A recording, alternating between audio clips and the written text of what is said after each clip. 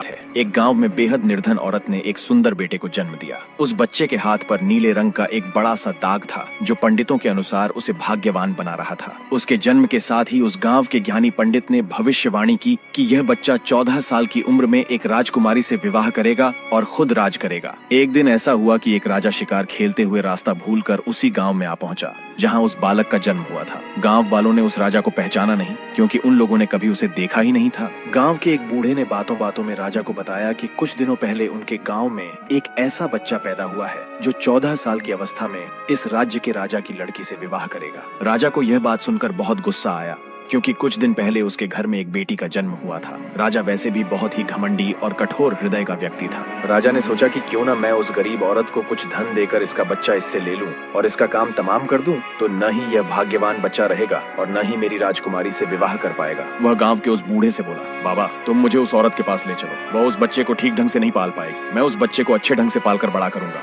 बूढ़ा उस राजा को उस बच्चे की माँ के पास ले गया। राजा ने उससे अपना बच्चा देने की विनती की और बोला, तुम बहुत गरीब हो, इस बच्चे को कैसे पाल सकोगे? यह बच्चा मुझे दे दो, मैं इसे बहुत अच्छी तरह पालूंगा। वह गरीब औरत उसे अपना बच्चा देने से इनकार करती रही। तब राजा ने उसे बहुत सा धन दिया और बोला, इस धन से तुम अपना पेट पालना और जब यह तुम्हारा भाग्यवान बेटा बड़ा हो जाएगा तो खुद ही तुम्हारे पास आ जाएगा। गरीब माँ ने सोचा, यह बहुत ही भाग्यशाली बच्चा है, इसीलिए यह अमीर आदमी इसे लेने के लिए मेरे घर आ पहुंचा है। शायद यही ईश्वर की इच्छा है। बहुत सोच विचार के बाद उस गरीब औरत ने अपना बच्चा राजा को दे दिया। राजा ने उस बच्चे के लिए एक लकड़ी का संदूक खरीदा और उसे संदूक में डालकर बहते हुए पानी में छोड़ दिया। उसने सोचा कि दम घुटने से बच्चा इस संदूक के अंदर ही मर जाएगा। यह सोचकर राजा मन ही मन बहुत खुश हो रहा था कि उसने अपनी प्यारी सी बेटी को उस अनचाहे पति से बचा लिया। मारने वाले से बचाने वाला बड़ा होता है। यही उस बच्चे के साथ भी हुआ। वह लकड़ी का संदूक बहते बहते एक टूटे हुए पेड़ में जाकर अटक गया। तभी वहाँ पर मौजूद एक निर्धन व्यक्ति ने जब वह लकड़ी का बक्सा देखा तो बहुत खुश हुआ। उसने सोचा कि उस बक्से में जरूर ढेर सारा धन होगा। उसने पानी में घुसकर इस संदूक को बाहर निकाला। जब उसने संदूक को खोला तो देखा कि गंदे से कपड़े पहने एक बच्चा उसमें सो रहा था। उस व्यक्ति ने सोचा कि यह बच्चा मेरे किस काम का,